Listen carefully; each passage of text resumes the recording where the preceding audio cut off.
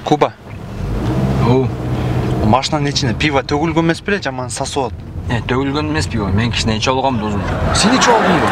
Ой, сенде білесің ма, шарда гайлар көп. Кішінеле 2 глот төгілі ол. Аз гай қармасам не дейсің? Ой. Мына гайға түс сайда, Куба. Түс сайда, түс. Ох, блин, мына тоқтат.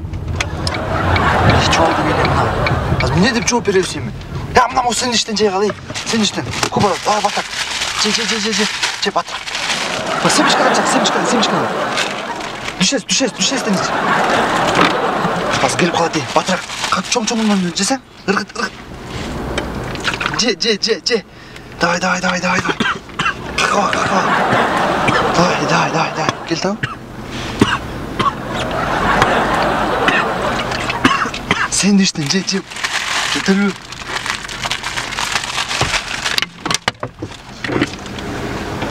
Саламатсыздар.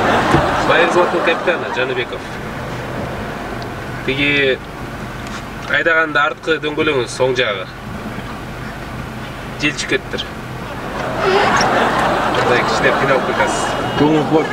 Ошо айтпай дегем. Анан ештеңе жебеңиз айтыңыздар. Байыр азыр. Ох, брат. Паникерсың сен, понял?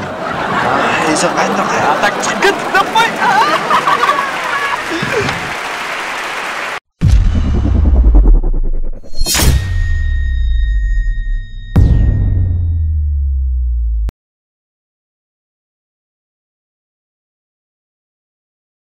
Öyle, bunu kim yazdı? Tova, kim yazdı arayayım onlardı?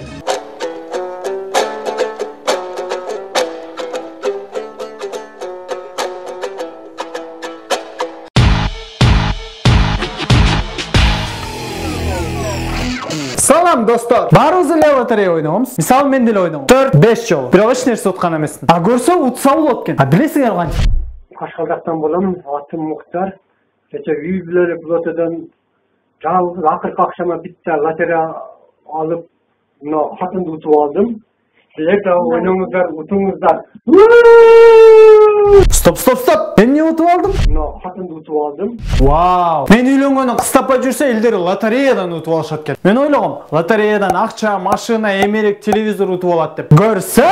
Мына хатымды утуп алдым. Достор, эми видеонун баш жагына келебиз. Биринчиден байкебиз Кашкалдактан болот экен, аты Муктар. Каяктан экенин айтпаса деле, буну бул сөздөн билсе болот. Битте лотерея алып. Эң кызыктуусу, мен башында эч байкаган жокмун, артында. Мына хатымды утуп алдым. Менин оюмча видео мынтип башталыш керек. Грандиозный розыгрыш лотереи прошел в прямом эфире 31 декабря. В новогоднюю ночь счастливчиками стали сразу 20 тысяч человек. Жалгыз акыркы акшама битте лотерея алып, мына хатымды утуп алдым.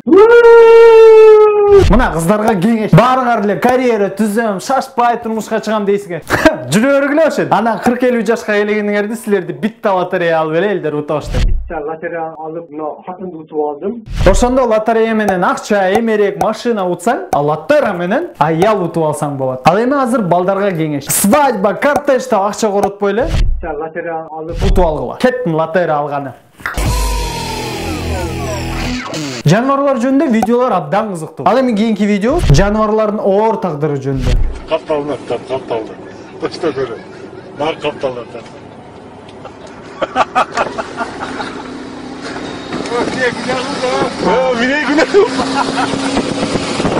Чынне бул байкуш эшеги эмне кылды болду экен? Эмне мынча күнөө кылды экен? Түшүндүм. А балким башында бул машинаны бул эшек тартып келет. Анан эшек чарчап калып, эми машина эшекти тартып барат. А балким бул эшек баягы акылдуу эшек. Уктуп аткан жерден байкушту тургузуп алып сүйрөп кетти. А достор, билесиңер, бир убактарда Кыргызстанда эшектер жок болуп кеткен. Ошондо Кыргызстанда 3 эле эшек калыптыр. Биринчиси акылдуу эшек, экинчиси ушул эшек, үчүнчүсү Агорго Ситиде такай. Тамаша, эки утарым бар. Эми бул табышмактын жообун мен точно таптым окшойт. А балким бул эшек спортсмен. Рокки кино тасмасындагыдай. Эшек жакында чоң рингке чыгат. Ошон үчүн эси башыктырып атат.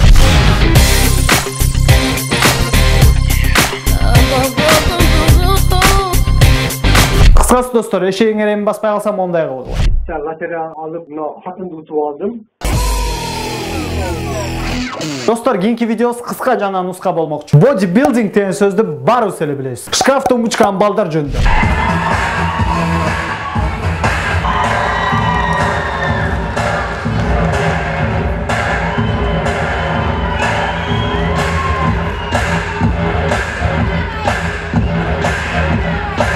Кечиресиздер, адаштырмын. Шкаф тумбучка амбал эмес, гардеробчук фанера дрыш жөнүндө. Эми өзүм деле арыктым, бирок мен мындай кылбайм. Достор, эми түшүнөм, конкурс Мистер 2014 экен. Бирок мындайдын эмне кереги бар?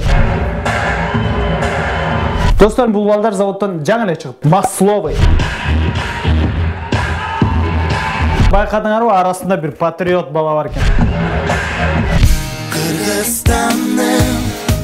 Ушинтип патриот болуп эле койгула. Андан көрөк достор, кичине шаарга чыгып, көчө шыпырсаңар, көп пайда алып келесиңер. Туугандар, менин оюнча музыканы туура эмес коюп алышкан. А балким бул балдар башка жерде иштейт.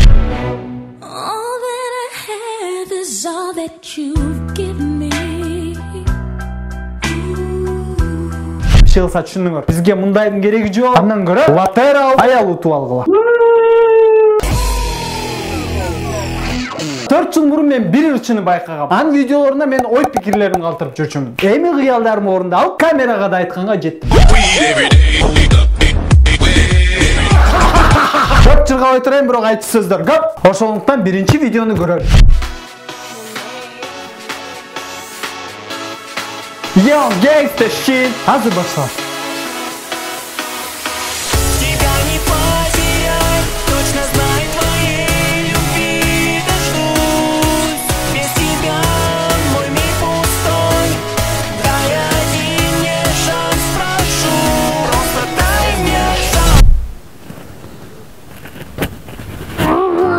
Girls don't get hurt, can't feel anything.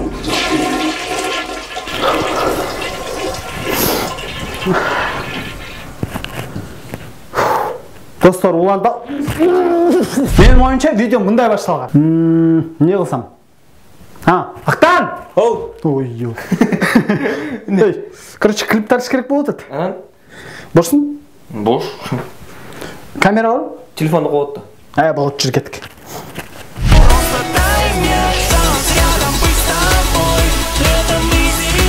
Примерно ушундай да. Достор, эми могу жерин байкасаңар, менин оюнча бул жерде режиссер момундай сөз айтты. Элоң, ушинтип жата бересиң, андан көрө бутун кыймылдатсаң болот. Молодец. Эми достор, рэперге кезек берели. Просто дай мне шанс вернуть момент изящный наш назад, где купались в облаках, где наш мир менял закат. Ух ты! Көрдүңөрбү, Эминем жанында да турбайт. Менин оюнча бул бала рэп окубай эле акыя айтып атат. Акыя. Ойлогом, рэпти мен эле жаман окуйм. Баштан аягына чейин видеону байкасаңар, байкуш куздар араң эле жүрөт. Body girls don't get hurt, can't feel anything. When will I learn? I push it down, push it down. Эң баарынан бул кызга менин боорум ооруду. This was a triumph. Курсак ачты. Жада калсам о жерин карасаңар, кыз бирдеме деп атат. Биз бул клипке тартылып уят болгон жокпузбу? Болду да, отура берчи. Качан бүтөт каш бар. Мотарчокты жаткыра чапса. Иши акча берсе эле кетет элем. Башым, кече ичпей эле койбой. Мода за. Көрсө бул видеону профессионалдар тартыптыр. Когда работаешь с профессиональным режиссером, это дается очень легко. Очень интересно, да. Golden Boy, Elon, мен сенин тайкең ошо үчөө чогулса бир сонун топ болот. Достор, бул бирлер, башкаларын уксаңар оң коңурдон кетесиңер.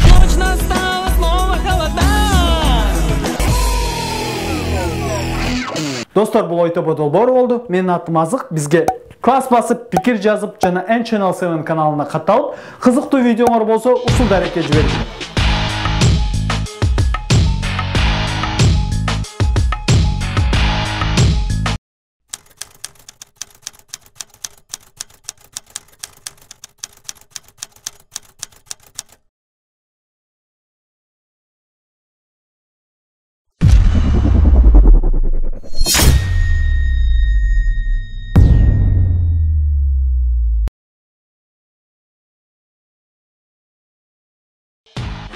Ассаламу алейкум, урматтуу достор. Бизде сүйүнүчтүү кабарлар бар. Четинен баштасам, биздин долбоор НТС телеканалына чыкмай болду. Бирок ошол эфирге чыкканына байланыштуу биздин YouTube каналыбызда ойтобор долбоор токтоп турмакчы. Анткени биздин буга чейинки болгон 7 чыгарылыш НТСтен чыгыш керек. Анан 8 чыгарылыштан баштап НТС телеканалы менен биргеликте Эн Channel Sever каналында ойтобор долбоору кайрадан чыкмакчы. Барыңыздарга чоң рахмат. Айта кетчү нерсе, биздин каналда жума сайын мурдагыдай эле жаңы видеолор, жаңы долбоорлор чыгып турмакчы. Ошондон биз менен болуңуздар.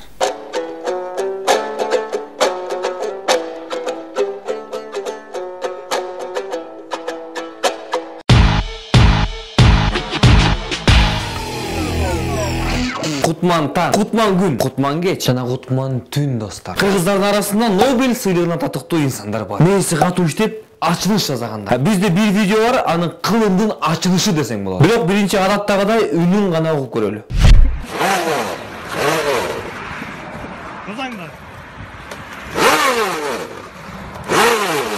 Бул үн эмненики деп ойлойсуңар? Мотоцикл, мотопила, велосипед, гоночный машина. Видеону студияга!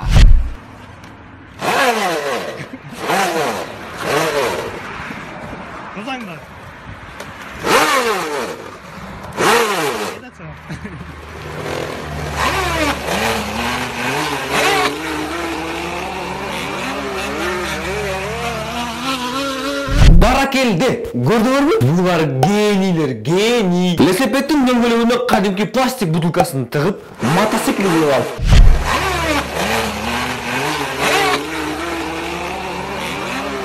Негизи бул окуя мындай болгон. Ата, мотоцикл алып берчи. Мото эмне? Секил. Мотоцикл эмне болсун? Велосипедим бар го. Мага мотоцикл жагып атат. Кой балам, кайдан айтпачы, мен андан көрө чай ич. О, let's go.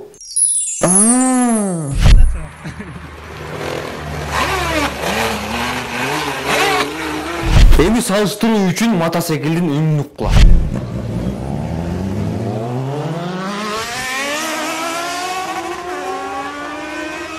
Балким бул бала Тулпар Карагелди жазаган байкенин баласы. Сөздүн кыскасы let's go ичип алып, велосипед менен, мотоцикл менен let's go. А бизде кезекте Москва шаарына тартылган видео. Милиция кызматкерлери уурларды, бандиттерди, каракчыларды кармап келген мен көп эле көргөм. Бирок мындайды биринчи көрөм.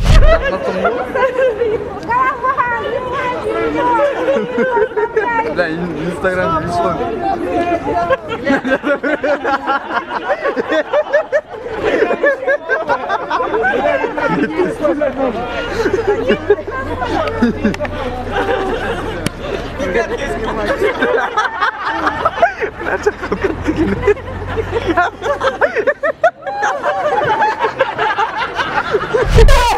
Көрдүңөрбү? Эми бул байкуштарды эмнеге кармашы мүмкүн?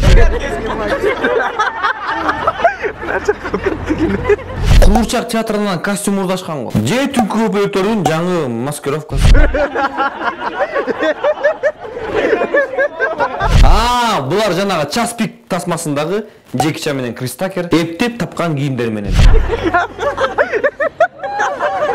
Бул көрүнүштү жакшылап изилдеп көрөлү. Биринчи вариант милиция кызматкерлеринин корпоративдик кечесине даярдануу. Экинчи вариант милиция кызматкерлери балдарына сюрприз кылалы деп алып бараткан кез. Жана үчүнчү вариант милиция кызматкерлеринин жаңы формасы. Дал ошондой жаңы форма. Ошондо булар майорлор, Гүрөң аю жана Агаю. Ал эми капитандар булар кашкырлар, полковник Шрек, ал эми генерал Арстандын кийимин кийет. А булар болсо омондор. Эми мону байкасаңар. Бул аюну баскандан дан эле милиция экенин билсек болот. Кыргызстанга ким жетсин? Кыргыздарга ким жетсин? Эмне болсо дагы тиги эки аюну эртерээк кой берди деп ишенебиз. Окуучулук күндөр кандай гана сонун. Элестетип 9-жы же 10-жу класс мугалим сабакка кечигип атат. Эмне кылыш керек?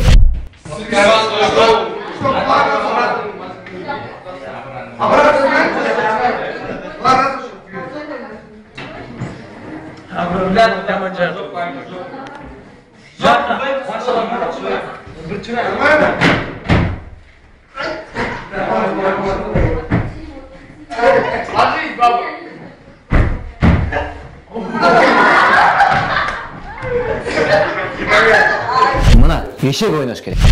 Жоқ, біз деле ойночубуз. Бирок эшикте. Тегерек кылып чийип алып, абуларчы.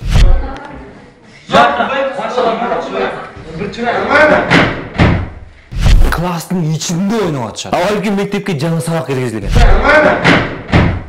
Эшек ойну деген сабак. Же эшекология, эшек таануу, эшек тили. Анан бул балдар үй тапшырманы көрсөтүп атат.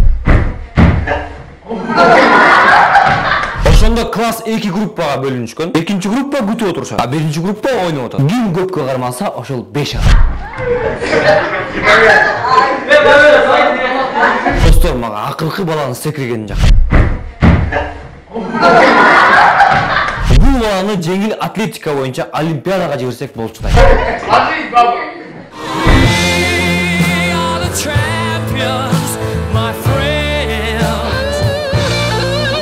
Негизи бул чындап эле сабак болушу мүмкүн. Анткени мен бул балдардын чоңоюп, үйрөнүп жайлангандан кийинки видеосун таптым.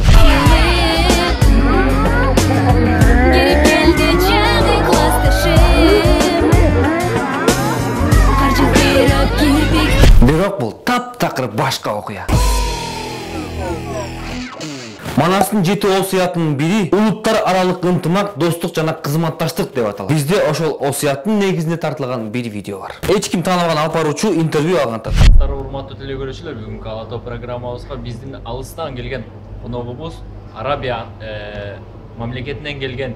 Сауд Арабиясы, Коногубуз аты жөнү Абу Даби Хаби Хумиди. Абу Даби деген шаарда. Эми элестеп келе. Салам, атым ким? Жалалат. Сен-кич? Чыңгарган. Ой, фантазияңа береке. Мейли эми коногун көрөлү, анан интервьюсуна көңүл буралы. Саламатсыз, куш келипсиз. Бирок журналист суроосун белги чектелет, тиги чет өлкөлүк жооп берип койду. Саламатчылык, куш келдик дейт. Биздин Кыргызстан жактыбы деп сурайын деген. Кандай аба арасы, кандай немелери жакты сиздерге? Эмнеси? Аба арасы, кандай немелери жакты сиздерге? Аурасы? Же аурату? Аба ырайы болуш керек. Dan als wereldsport je want er een tuur zo blijft zo.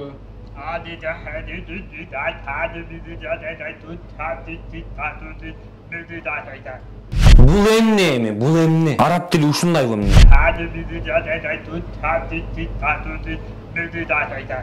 Абу дейди буду бады. Оозуна ып-ысык картөшкө салып алгандай. Жок. Бул деген 90-жылдардагы популярдуу болгон Eiffel 65 тобунун солисти.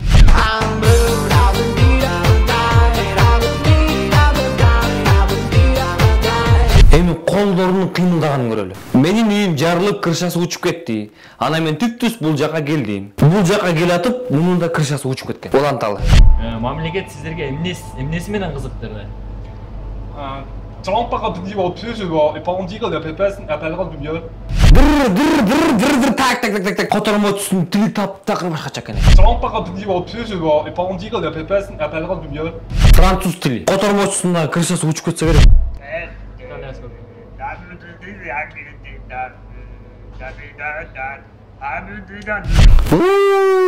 Которуп берип коюп, мурдун казып атат. Вот так работает трактор у нас на работе, копает. Раскапывает камни.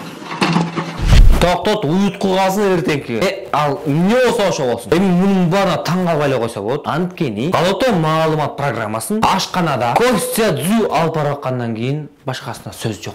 Кетинен келген коногубуз аты жөнү Абу Даби Хаби. Акырын айтарым, ашканада чай ичкиле.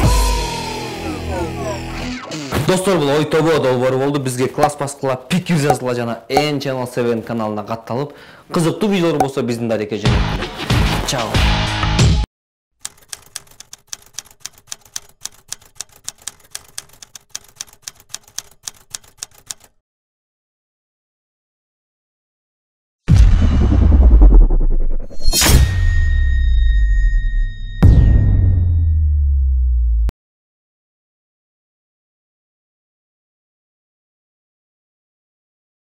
Bilgi 3, 4, 5, 6, 7, 8, 9, 10.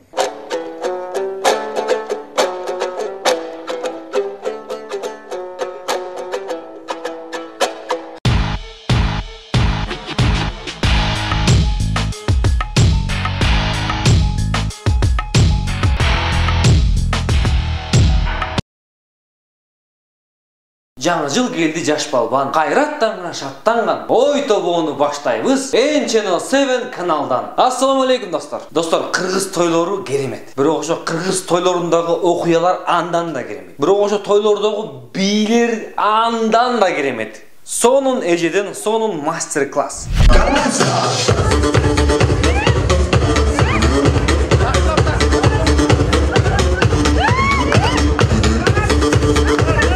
Бул эже тердеп кеткенине караганда 2 сааттан бери бийлеп атат. Танцполду такыр бошотпой.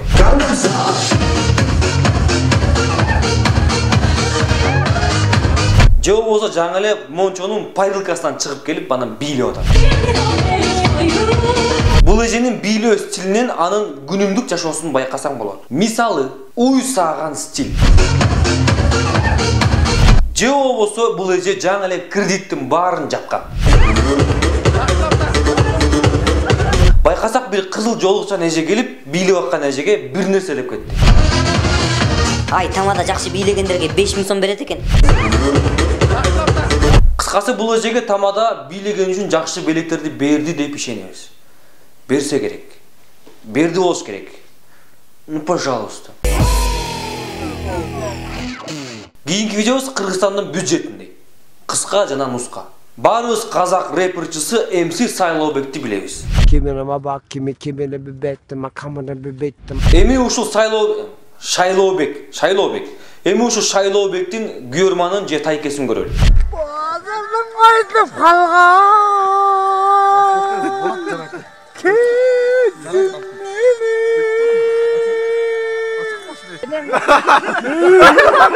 Көрдүңөрбү, тумагы да бар башында. Бир гана көзүн көгөртүп койсо, дан эле Шайлообек болуп калат. Бирок рэпер эмес, попер. Абалки бул вакебиз клип тартып атат. Анан оператору ошо клиптин режиссеру. Bittersweet memories. So goodbye. Please don't cry. Балалык деген кандай сонун. Бирок ошо балалыктын дискотекасы андан да сонун.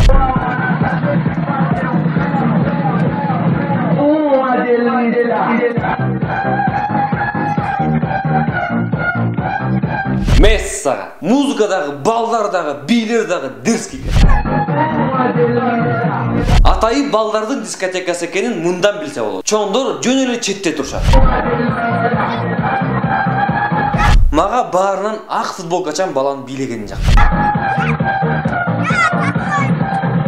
Катуу. Жанагы апанын небереси окшойт. Кыймылдары оп-окшойт. Жашыл футболкачандагы тытат экен. Тытыр эткен. Буларга бийлегенди ким үйрөттү болду экен? Керек болсо мен дагы мындай бийлей албайм. Эми муну уксаңар. Андай эмес, мына кызыл футболкачан баланын кызын тартып алды.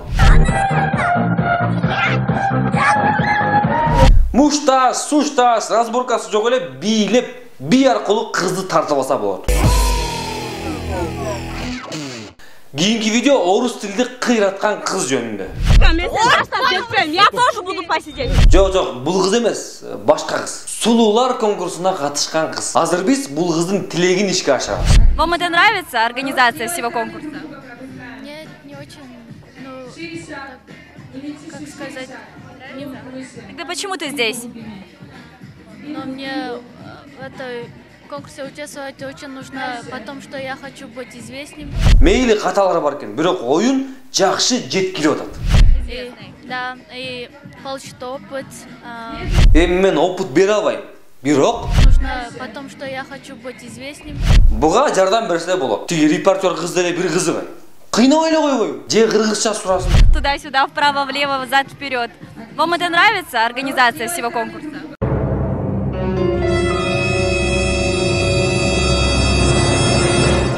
Репортер өзү кыргызча билбейт окшойт. Эми суроолорду чала кыргыз тилине берип көрбөйлү. Айтыңызчы, сиз бул жакка эмнеге келдиң? Кээ бир кыздар өзүнчө эле шаарская көрүнүп, орусча сүйлөй беришет. Мына өзүңөрдү көрүп алла, бизге ушундай көрүнөт. В этой конкурсе участвовать очень нужно, потому что я хочу быть известным, получить опыт. Родом, да? Да. из Баткена. Баткен. Да. Сейчас можно Баткену передать привет. Давай. Привет, Баткен. Ең башкысы өзүнүн кичимекени Баткендин атын чыгарып атат. Азаматсың. Привет, Баткен. Аягында барыңарга айтарым, кыргызча эле сүйлөгүлөчү. Бул чыгарма меники, менин кемдики.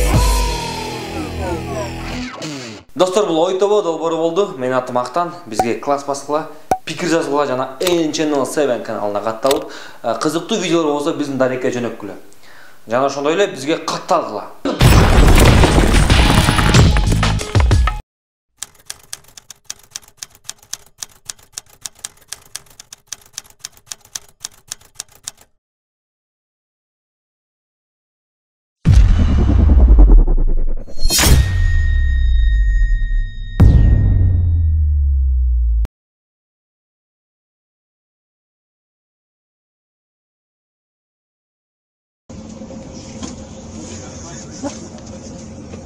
Тема, вот тема.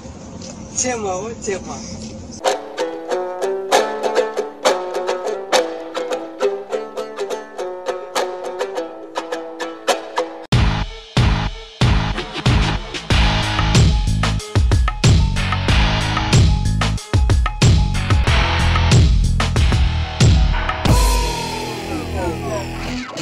Салам достор, жаңы жылыңыздар менен 2016 жыл жакшылыктын жылдары болсун деп биз анда эмесе баштамакчыбыз. Мен машина айдаганда 20 жашыман үйрөнгөм, мага чейин бир да жолу машина айдап көргөн эмесмин. А менин оюмча бул бала төрөлгөндө эле Майтс айдап, 1 жашка чыкканда Fit айдап, андан кийин Lexus, анан азыр болсо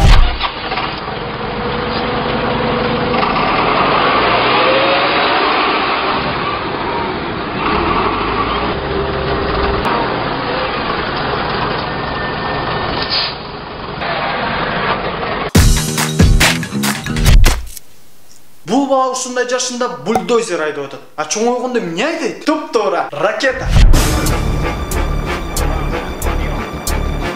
Эми фантазия кошол. Мен бул видеону биринчи жолу көргөндө момундай болуп кетет деп ойлогом.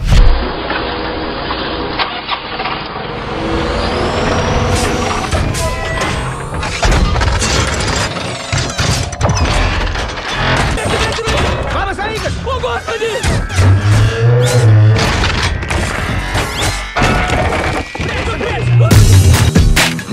Молодец. Азыркы жаш балдар интернет уюлдук телефондон башы чыкпайт. Таштандыны төгүп койчу эшикке десе, ошол жөнөкөй таштандыны төгүп койбойт. Ай бала, мусор төгүп койчу. Азыр мам. А бул бала мусор төкмөктүгүн шагыл кум казып атат. Эң кызыгы балким бул кичинекей дозу оюнда бульдозер айдабай эле.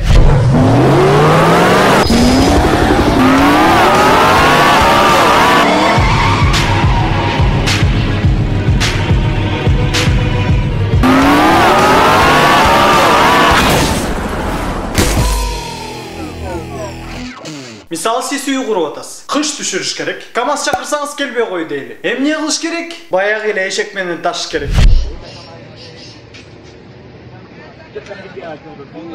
Мына эшек да келди. Эми кирпичти кантип түшүрөбүз? Ошондо бул кирпичти бияка, муну бул жака, мунусун бул жака, жана тигинисин тигил жака койсок, ана буну бияка, ошондо бүтөт. Мына ушинтип жыйнасак бат эле болот.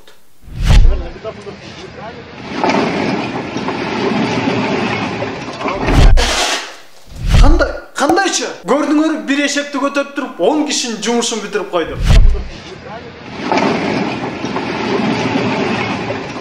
Эң кызыктуусу достор негизинде спортсмен.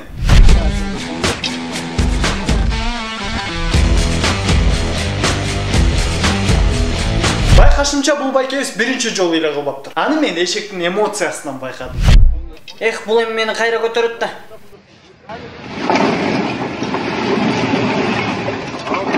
Ошо бир күнү арка моюнун астында калбаса болду. Аркасында байкелерди карасаңар, көңгөндө эле карап туруп анан басып кетти. А эгерде бизде Кыргызстанда мындай кылсак, элдин эмоциясы момундай болмок. Эң кызыктуусу достор, видеону аркасынан түрдүрсөк, эшекти акырындык менен көтөрүп, кирпичтерди мелтиретип жыйнап коет экен.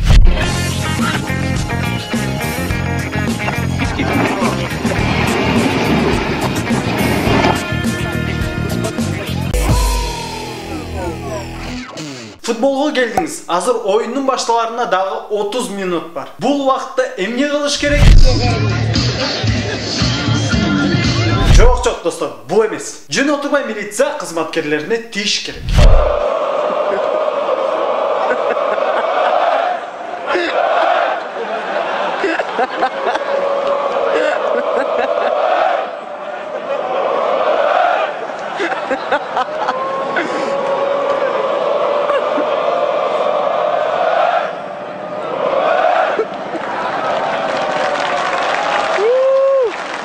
Көрдүңөрбү кандай сон? Бул көрмандарды менин оюмча көп жерге чакырсак болот. Мисалы, сиз машинаны парковка кылып жатасыз.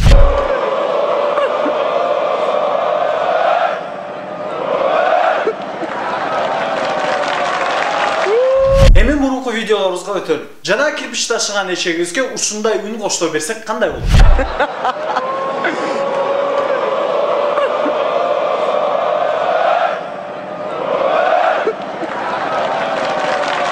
İşi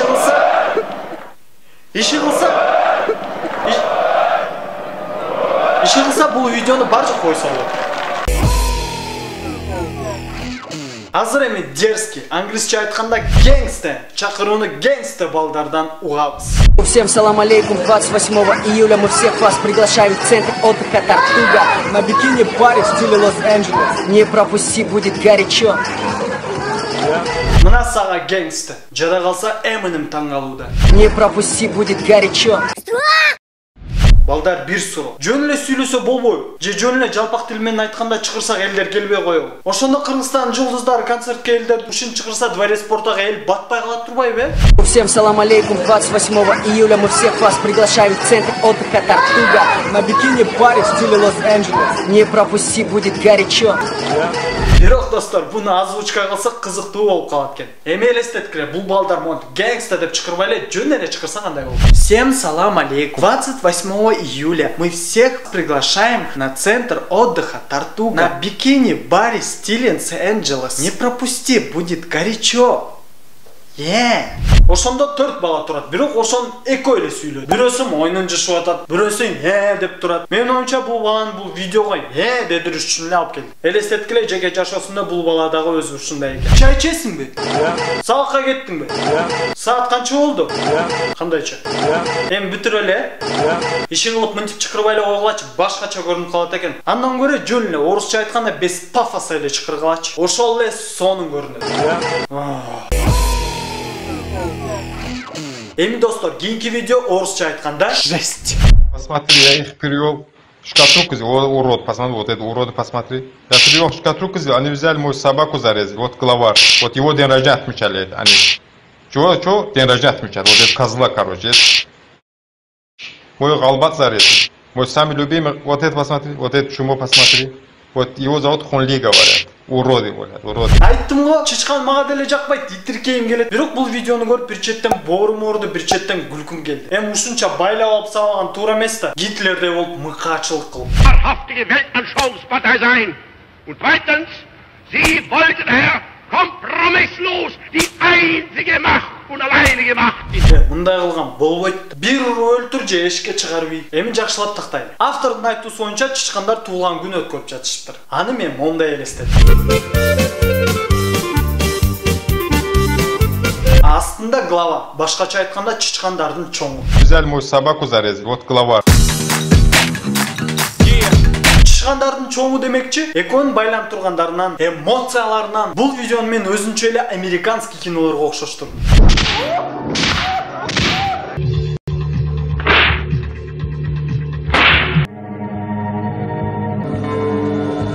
Балким мунун үнүн жөн эле коштоп койгон автор. Чычкандар негизинде спортсмен, тартып аткан бул тренер. Аларды чапкылап анан шпагатка отургузуп атат. Давай, карма, силер кыйынсыңар, силер эң мыктысыңар, силер барынча келсеңер, давай. Эгерде биздин эки качып кеткен президентибиз Кыргызстанга келсе, точно ушундай болмок деп ойлойм. Я привел в шкатулку, они взяли мою собаку зарезали, вот главарь, вот его день рождения отмечали. Достор, бул ойтобо долбоору болду. Бизге класс баскыла, пикир жазгыла жана Yen Channel 7 каналына катталып, кызыктуу видеолор болсо ушул дарекке жиберсеңиздер болот. Же бул WhatsApp номерибизге жиберсеңиздер болот.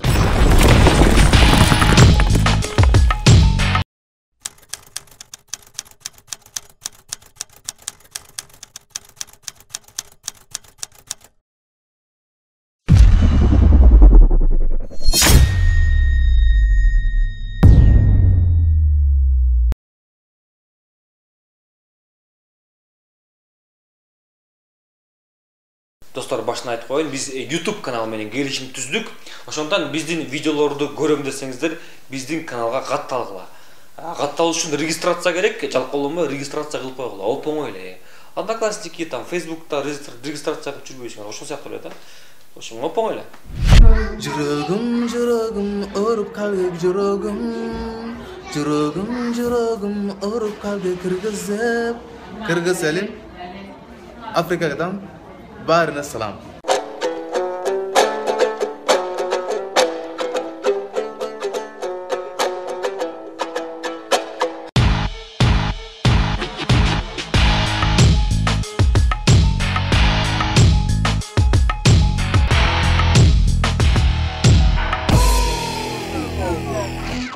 Oy tobonun жаңы чыгарылышын биз мына баштайбыз. Ассаламу алейкум. Мушташканда чоң ролду эмне ойнойт? Бой, салмак, техника. Мушташканда дух эң чоң ролдор.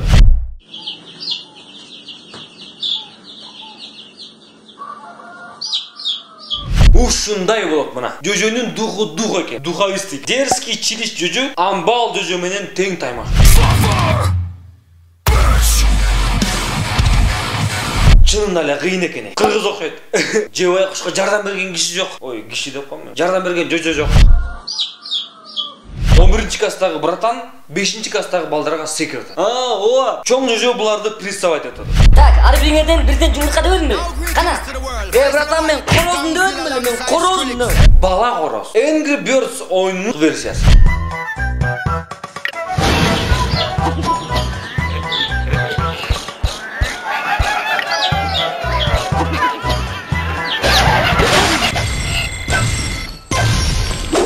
Барусылер рекетир фильмин көргөнбүз, ошол тасмадан үзүндү.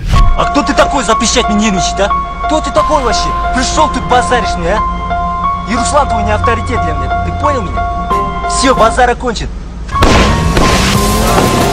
Давай к нему делай, подъезжай! Же болсо Mortal Kombat оюну.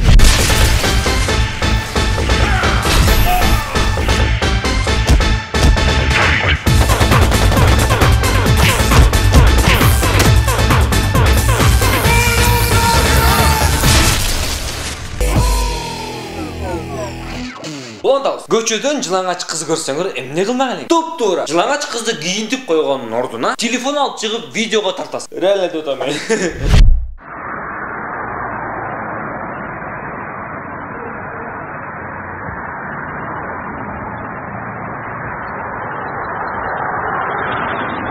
Бул кызга эмне болду экен? Чаламандын чак түшүндө дырдай жылаңач жүр. Мончодон куалап салышкан го. Же загаралып жүрөт. Жок. Бул криминалдуу район. Анан аны чечинтип кетти. No, he didn't. They didn't do it again. Жок. Бул баягы аты туура эмес которулган кино. Эсиңерде? Ошол кино тартылып атканда. Тартып аткан баланы уккула. Ya Adile, şunu adına taksın o, çıkka. Bergel bu. Buradayım bergeli. Құдай сақта өлейін деп қалған ғой. Алдынан тарт дейді жанталаш. Ya Adile sen. Ya çıkayım. Ya Adile, çıkka ye. Алдыңа кетейін тартып қойшы ар жағынан, алдына. Ya Adile. Çıkka ye.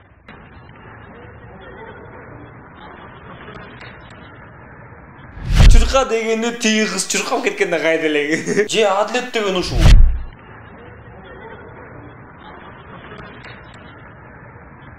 Метрге чурқо, жеңіл атлетика, спорт, тегі спортсмен. Сон видео кәні? Интересно. Бұрық білесіңер де, азыр ушундай чыпташып тұрған обтягивающий кийимдер шыққан. Ошондой кийим кийип алыптыр. Жылаңач эмес. Баса достор, мен бұл жаққа келгеннин себеби жакында эле Доктор Эйболот деген киного тартылдым. Азыр бардык кинотеатрларда жүрүп атат. Жаман комедияда. Бұл кино интернетке чыкканда Кино Тасма деген каналдан көрө аласыздар. Кино Тасма деген каналга катталыңыздар. Жана достор, N-Channel 7 каналына катталыңыздар. Ким катталбаса, киного барбаса, ошого укол саям. Достор, Кыргызстан негизи таланттарга бай өлкө. Азыр силерге тартуулай турган видеонун биринчи көргөндө өзүмдү нито сездим. Изгой сездим. Ой, молодец. Базар жоқ. Елдің маллары ушундай. Эми техниканы байкагыла. Ямай.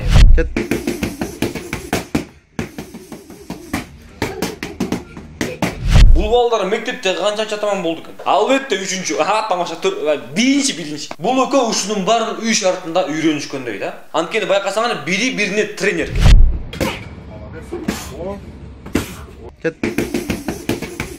Кыскасы сөз жок. Тамаша сөз бар. Сөз көп. Жанагы жөжөнүн ээси табылды. Эми диванда отурган Байкени байкагыла.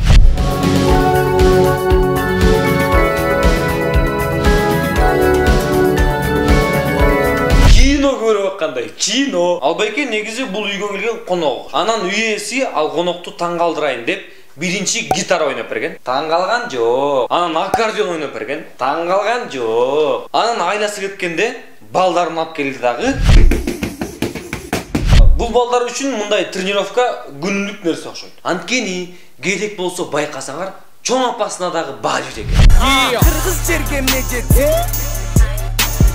Кыргыз жерге ким жетсин? Камырбай жатат. Негизи көп эле чоң апалар ушундай кичинекей неберелери мушташып калса, ай койгула, жөндөп койгулачы, ай колубузду сындыра албасын ай. дейт да. Абул апага баа жейт экен. Дагы баштадыбы? Мен көнүп калгам. Иши кылса бул видеодон бир гана жыйынтык келип чыкты. Бул балдар келечекте Кыргызстандын атын чыгара турган спортсмен болчудай. Достор, ал эми азыр кыргызча, орусча сөздүк. Кетти! Ой, не звайте, реально. 2, 3. Опыты бар деген сөздүк. Так, стоп. Опыты бар дегенде кыргызчага которсунбу? Опыты бар. Жарымы кыргызча, жарымы орусча болуп атпайбы? Опыты бар деген сөздүк. Же опыты бар деген сөз барбы? Опыты бар деген сөздүк. Есть опыт. Кыргызча которуш керек да? Нет, наоборот.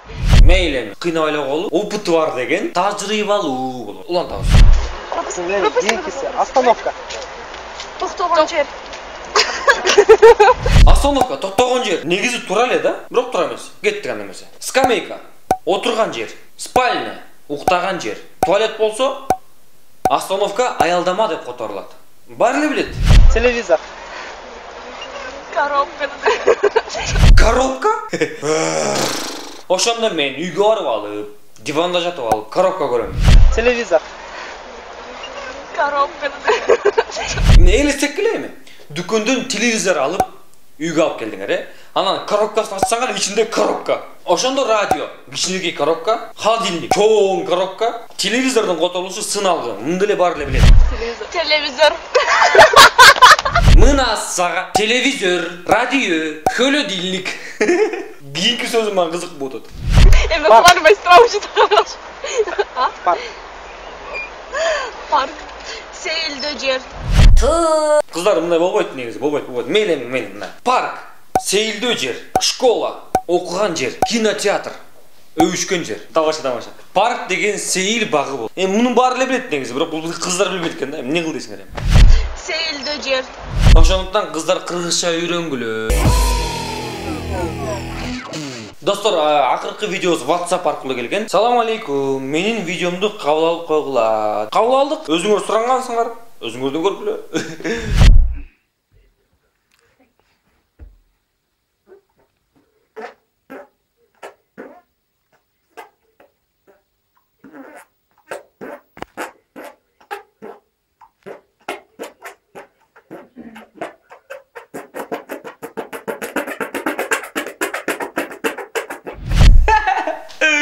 Жана айтпадым беле, Кыргызстан таланттарга бай депчи. Бул деле өнөр, жочун, бул деле чыныгы талант. Достор, байкасаңар, өзүн өзү от алдырып атат.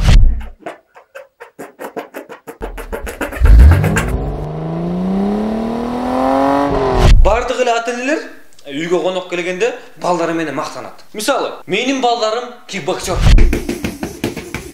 А менин кызымдын өнөрү укмуш. Бул үй бүлөнүн баласы. Эгерде конокту кетире албай жатсаңыз, балаңызды ушинтирсеңиз, конок сразу кетип калат. Башка адамдар физзарядканы эртең менен кылса, бул бала жатарда калат экен. Делайте зарядку.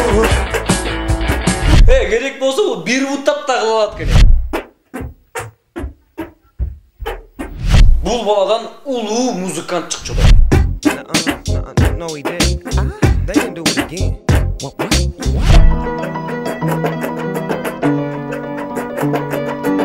Барлығы үшін талап. Меніңше бұл өнер. Қысқасы бұл баланыкі өнер. Талант. Тамаша, негізі мұндайды мен деле қыла алам.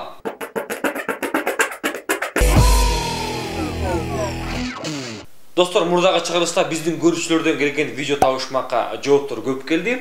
Қызықтылар болды, тамашалылар болды. Бізге ең жаққандар мұндаке молар болды. Барыңыздарға чоң рахмат. Активді қатысқа демекшімін.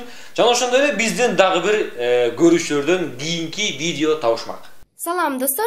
Мен өзүм Кыргызстандан балам. Бишкекте, Чүй обласы. Азыр мен силерге көрсөтөм. Мен эмне жеп жатам, ошону мага табып бергиле. Бул видеого кызыктуу жана күлкүлүү же тамашалуу жоопторду биздин пикирге жазгыла. Барыңыздарга ыраазы болобуз. Ошо. Достор, бул ойтобо долбоор болду. Мен атым Актан. Бизге класс баскыла, пикир жазгыла жана Channel 7 каналына катталып, кызыктуу, күлкүлүү видеолор болсо биздин дарекке жиберип койгула. Же болбосо мынакей WhatsApp номерине жибергиле.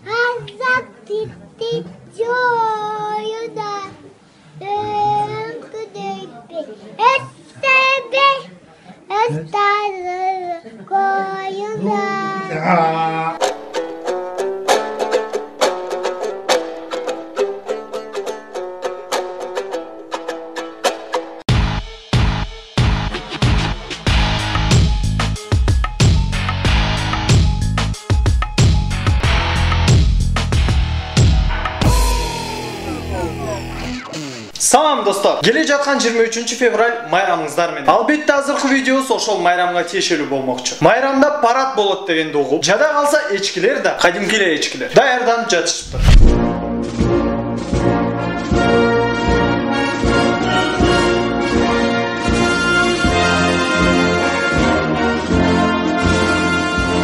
Бул эчкини көрүп мен 10-класста ДПМ сабагын эстеп кеттим. Же болбосо армияга жаңы барган аскер. Башына шапка, колуна тапанча эле карматып койсок болчу да.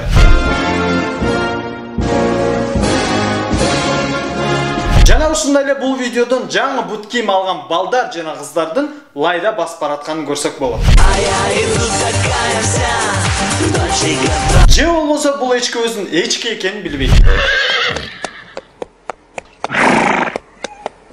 Иши кылып эчки теке экен. Билесиңер, бул дүйнөдө 3 нерсени көз илмебей карап турса болот. Күйүп турган отту, шар аккан сууну, анан москвич машинасынын кыймылдап турган.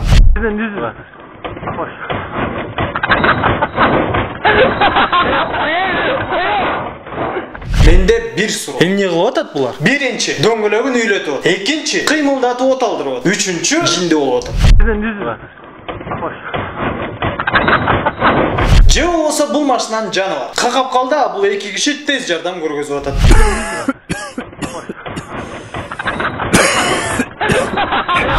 Түшүндүм. Булар Exhibit жана 50 Cent Snoop Dogg'ун клипин көрүп алып, ошолорду туурап атат.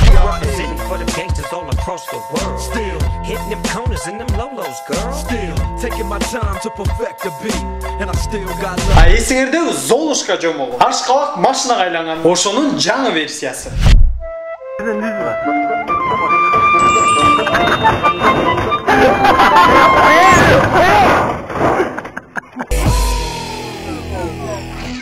Баса үстүндө футболка NSI Кыргыз бренд дүкөнүнөн алынган. Ыраазычылык билдиребиз. Кийинки видеону биринчи көрөлү.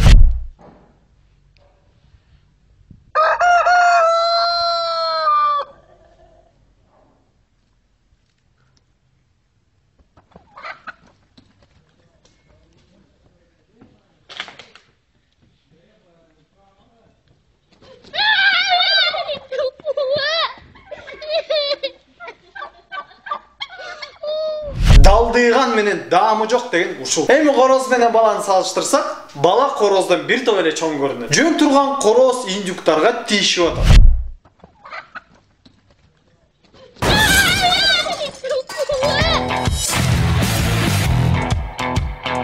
Тийишсең да алың жеткендерге тийиш. Жек тийишпе. Эми фантазияны күйгүзөбүз. Бул бала эр жүрөт. Баарын дөңгөрөтүп кызыл аскерде жүрөт.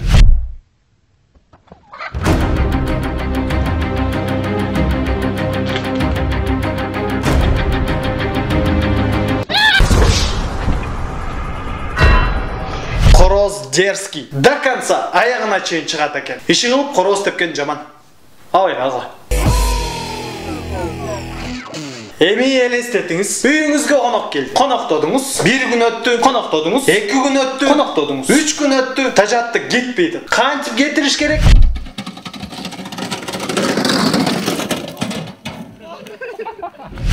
Тамаша. Булар жөн эле ойноп атышат. Үйүндө интернет өчүп калган окшойт. Же болсо мындай. Римде сулуу эмес балдарды жардан ыргытышчу. А бизде болсо араба менен ыргытат. Кумга.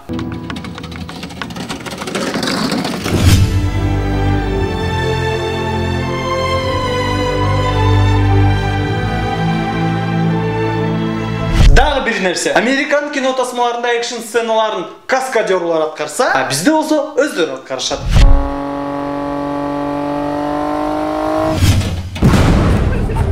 Бирок машинанын ордуна араба. Ит адамдын досу, ат адамдын канаты. Бирок мындай ит менен дос болуш кыйын го дейт.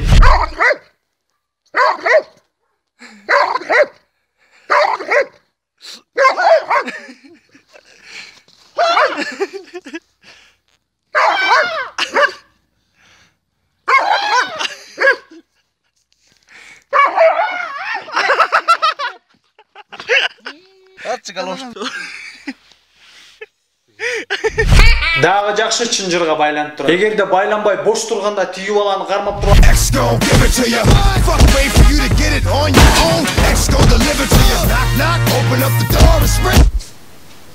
Аягында акырын тиштеп коймун. А балким тиги бала официант. Ит тамак заказ берди, бирок жакпайт.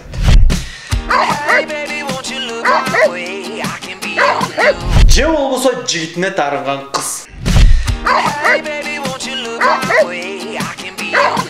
А баланын үнүн уктугарбы? Өзүнчө эле аспанда учкан куш. Эң кызыгы бул видеодо ит максатына жетти.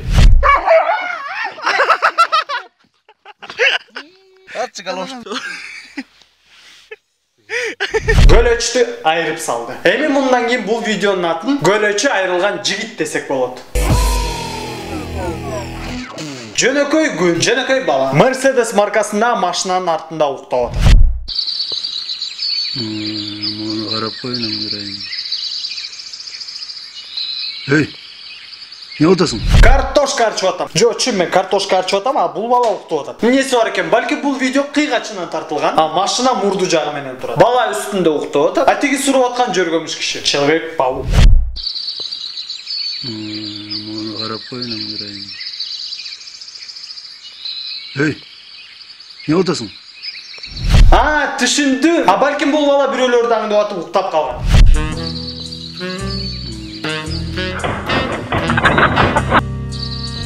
Тамаш, байкуш бул бала чарчап жумуштан келе жатса керек, үй бүлө багайындап түнү менен иштеп.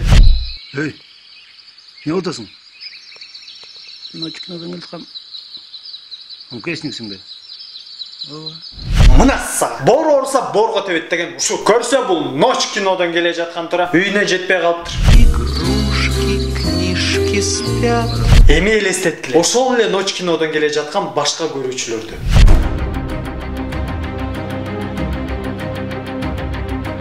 Анысы мейли. Уктуңарбы сен гаишниксиңби десе, ооба дейт. Элестеткиле гаишник машина текшерип жатып уктап калган. Ночь кинодон келткам. Оңкесниксиң бе? Во. А балким баягы экөөбүз дагы ушинтип уктап калган. Аны айдоочу ойготпойн деп айтып кеткен. Спят усталые игрушки. Тамаша. Иши кылып ночь киного барганда жаздык шейшеп журканыңарды алып алгыла. Эгерде үйгө жетпей калсаңар, ошону акырын салып анан жатып аласыңар. Достор, бұл ой тобы долбору болды. Менің атым Азық. Бізге класс басқыла, пикир жазғыла жана N-Channel 7 каналына қатталып, қызықты видеолар болса, бұл дәрекке же WhatsApp номеріне жіберсеңіздер болады.